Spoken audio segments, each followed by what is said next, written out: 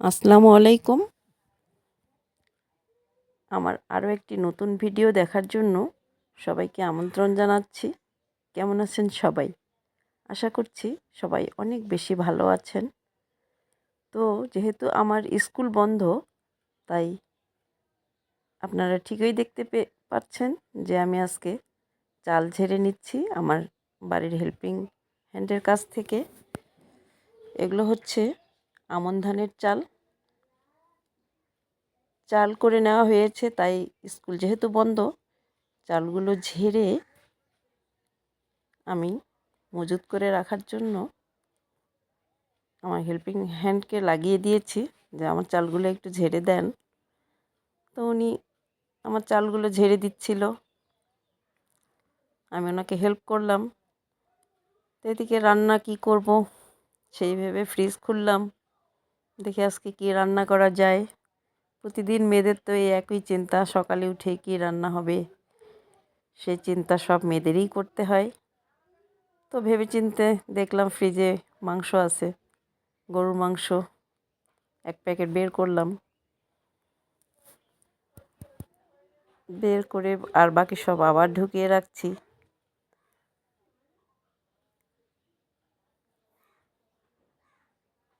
তো মাংস বের করে আমি ভিজিয়ে রাখলাম। ভিজিয়ে রেখে, যেহেতু স্কুল বন্ধ, প্রতিদিনের নিত্য প্রয়োজনীয় অনেক কাপড় জমা হয়েছিল, তাই সেগুলো ওয়াশিং মেশিনে দিয়ে দিলাম। ততক্ষণ কাপড় ধোয়া হয়ে যাক, তারপরে মাংস ততক্ষণ ভিজতে থাকুক, আমি ততক্ষণ কাপড়গুলো ধুয়ে নেওয়ার জন্য ওয়াশিং মেশিনে সব কিছু যে কয়টি কাপড় ছিল দিয়ে দিলাম।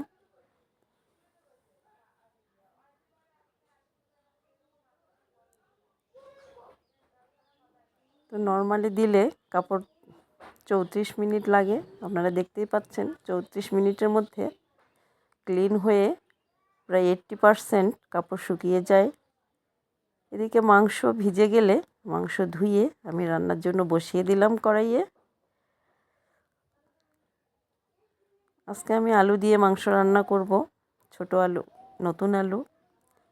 তো একে একে পেঁয়াজ, আদা বাটা, রসুন বাটা সব কিছু আমি দিয়ে দিচ্ছি মাংসের মধ্যে। লবণ,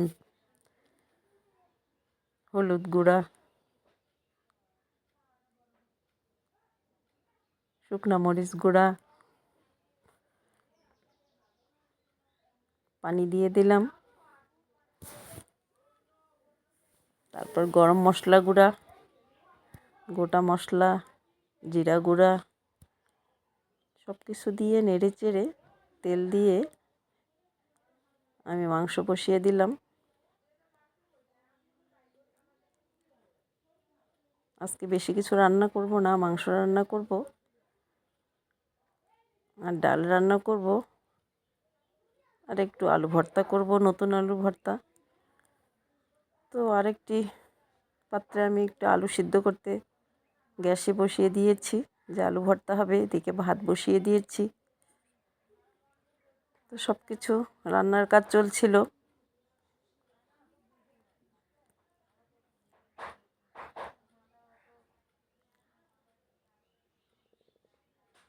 দেখেন আমার মাংস রান্নার কাজ হচ্ছে। যেহেতু আমাদের স্কুল বন্ধ, নাহলে তো সকাল সকালে আমার রান্না সব কিছু হয়ে যায়। তা ধীরে ধীরে রান্না করছি। যে আমি আলু দিয়ে দিলাম। আজকে আলু ছোট ছোট করে কেটে মাংস একটু ভুনা করে রান্না করব, যেহেতু ডাল রান্না করব। তাই এভাবেই মাংস খেতে ইচ্ছা করছিল বিধায় এভাবেই বসিয়ে দিলাম আলু ছোট করে কেটে। মাংসের মধ্যে কিছু কাঁচামরিচও দিয়ে দিলাম। তো আজকে আমি আমার ডেইলি লাইফ ব্লগ নিয়ে হাজির হয়েছি আপনাদের সাথে। দেখেন আমি মাংস আলু দিয়ে রান্না করছি। আমার ভিডিও যদি ভালো লেগে থাকে, যারা আমার ফেসবুক থেকে আমার ভিডিওগুলো দেখেন, তারা অবশ্যই আমার ফেসবুক পেজটিকে ফলো করে দিবেন যদি ভালো লেগে থাকে আমার ভিডিওগুলো। আর যারা ইউটিউব থেকে আমার ভিডিওগুলো দেখেন তারা অবশ্যই আমার ইউটিউব চ্যানেলটি সাবস্ক্রাইব করে দিয়ে পাশেই থাকবেন। তা আমার আলু সিদ্ধ হয়ে গেছে বিধায় একটু আলু ভর্তাটাও করে নিচ্ছি।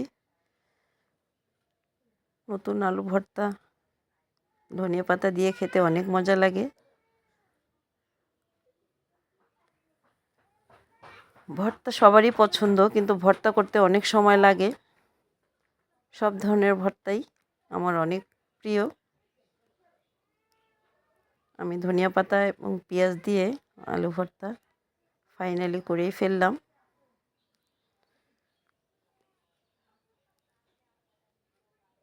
সবশেষে সরিষার তেল দিয়ে মেখে ভর্তা করে নিব। তারপর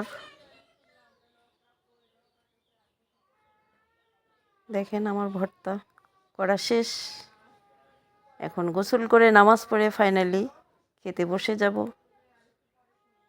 তো আজকে আমার ভিডিও এ পর্যন্তই। আমার ভিডিও যদি ভালো লেগে থাকে, আমি বারবার একটু অনুরোধ করছি আপনাদের কাছে, আমার ভিডিও ভালো লেগে থাকলে আমাকে সাপোর্ট করবেন, লাইক কমেন্ট করে পাশেই থাকবেন। আজকে এ পর্যন্তই। পরবর্তী আবার নতুন ভিডিও দেখার আমন্ত্রণ জানিয়ে আজকে এখানেই শেষ করছি। সবাই ভালো থাকবেন। আল্লাহ হাফেজ।